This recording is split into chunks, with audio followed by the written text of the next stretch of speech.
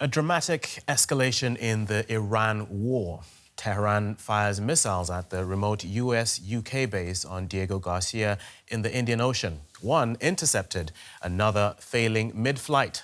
A stark signal that Tehran is willing to strike far beyond the Gulf as the conflict widens.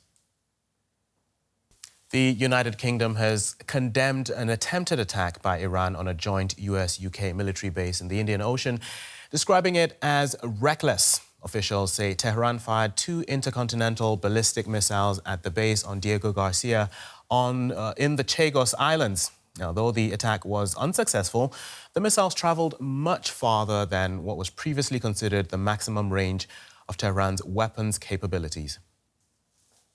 One of the Iranian missiles was shot down by a US warship, while the other failed mid-flight. Earlier this year, Iran claimed it had capped its ballistic missile range at 2,000 kilometers. The strategic island of Diego Garcia lies in the Indian Ocean, roughly 3,800 kilometers from Iran, making this the longest-range Iranian missile launch recorded to date. It puts Central Europe within potential range of Iranian attacks. That will be raising concerns in Germany. This week, Iran asked Berlin to clarify how the US airbase at Ramstein is being used in this war. The Diego Garcia base has been the focus of a spat between the UK and the US since the start of the war in Iran.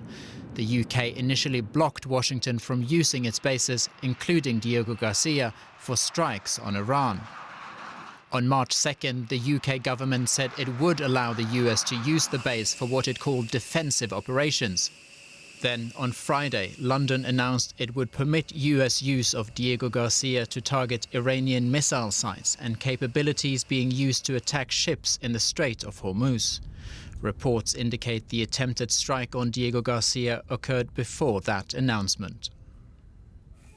And let's cross over to Farzan Sabet, managing researcher at the Geneva Graduate Institute in Geneva. It's good to have you with us, Farzan. Now, the US and Israel said Iran had been devastated during the 12-day war last year. But with the news of the attempt to hit Diego Garcia, have we underestimated Iran's true capabilities, especially the range of its weapons? Hi, thank you for having me on.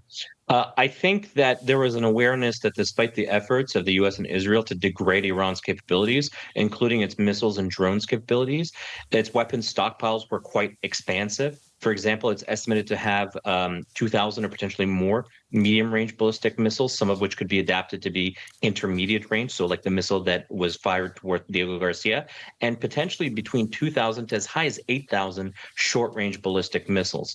While the US and Israel have taken out very large quantity of both the missiles, the production capacity for those missiles, as well as the launchers, it's a very difficult task to find and destroy all of them in such a short time. And so Iran still retains the ability to launch missiles and will probably do so, perhaps in ever-diminishing quantities, but for some time. And do we know if they could possibly strike farther away than what they've just attempted? Absolutely. So the former Iranian leader Ayatollah Ali Khamenei had stated a policy that the range of Iran's missiles would be capped at 2,000 kilometers. It was always clear that that was always a self-imposed political restriction. For example, a missile that has a range of 2,000 kilometers, if you reduce the size of the warhead, for example, let's say it's a 1.5 ton or a 1 ton explosive warhead, if you make the warhead smaller, you could make the missile go further. So they probably retain the capacity to fire even further afield into Europe than the launch against Diego Garcia. That being said, Iran's so-called intermediate-range ballistic missiles are not necessarily very accurate, and at least for the time being, would not necessarily carry very large warheads. They would be more weapons of terror rather than weapons of effect. Right. Now, Iran's also warning the UK against allowing the use of its bases in this war. Can Iran really afford to take on more international military opponents if things were to escalate? I think that, closing the Strait of Hormuz or attempting to do so and with some success, that was the equivalent of Iran's nuclear options. Now that they've used the nuclear options, they feel like they have very little left to lose, especially given that the survival of the regime may very well be at stake. So I think we could see Iran's attacks both against the countries that it's already attacked, but also further countries further afield, escalate and expand even further. Now, the U.S. says it struck more than 8,000 targets in Iran over the past 3 weeks. Just how is the Iranian military maintaining this resilience under such levels of bombardment? Of course. So going back to the 2000s, after the Iraq War, Iran, and especially the Islamic Revolution Guard Corps, created a doctrine they called the Mosaic Doctrine. The idea being that if the central leadership in Tehran and elsewhere were decapitated, that the local commanders would be able to operate autonomously. That doctrine was updated after the 12-day war to create chains of successors, maybe 3, 4, 5 levels down, so that if decapitations happen, which they have, then local units would be able to continue to operate autonomously by themselves without central command. Right. Now, Iran says its biggest nuclear facility, Natanz, has been hit in an airstrike, but no radiation leakage has been reported. Israel has denied being behind the strike. But what strategic objective would targeting sites like this have? Of course. So Natanz, the site in particular that was struck, has to do with Iran's enrichment capacity. Of course, enrichment can be used for peaceful purposes. It could be also used to develop weapons used by fissile material. Attacking this site could be seen as furthering the degradation of its nuclear capabilities and reducing, perhaps temporarily, and very likely temporarily, its ability to enrich and its ability to reach that weapons used by fissile material, that weapons-grade uranium, should it decide to do so.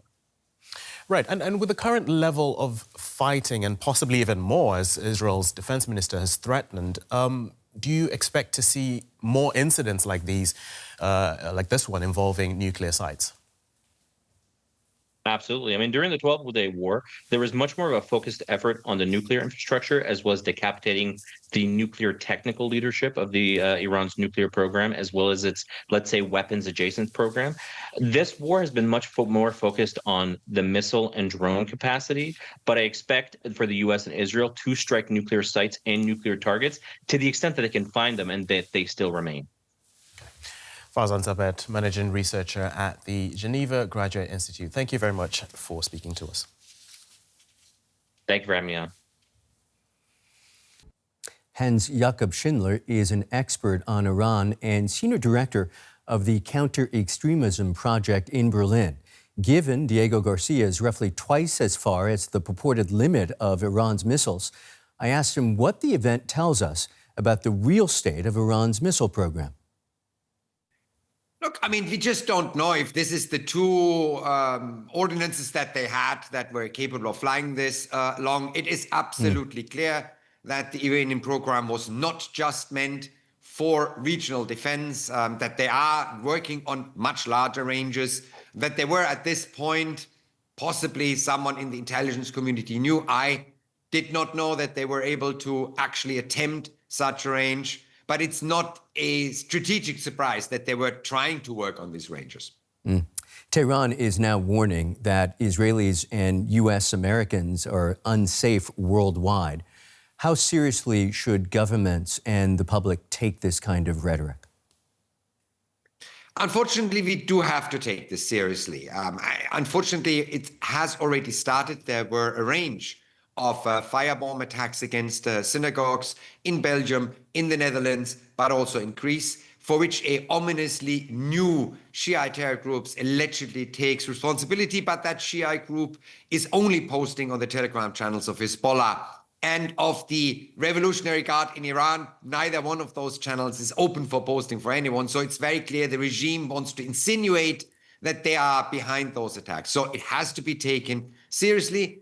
But to a certain extent, it also shows a level of desperation within the regime. They would not threaten and use international terrorism if they thought that the hybrid warfare that they do in the region, the driving up of the economic costs, the political pressure on the neighbors of within the Gulf would be sufficient to make this military operation stop before the regime seriously destabilizes internally. Hans Jakob, we have half a minute. What are the most credible levers, tools, or actions now available to the U.S., the U.K., and their partners to respond to this escalation without triggering a wider regional war? Look, I mean, the one lever that has not yet been used, and it's really a tragic oversight, is really the financial lever in this conflict. Dubai remains the cash register for the regime and the Iranian economy. The Strait of Hormuz is open for all Iranian shipping, but not for anyone else's shipping except China and possibly India and Pakistan now. So making sure that the Iran regime cannot export oil and making sure that it cannot get the money through Dubai is really, in my opinion, the best answer to this, because without pay, this regime will have a problem. That's Iran expert and senior director of the Counter-Extremism Project, Jakob Schindler. Many thanks. Thank you.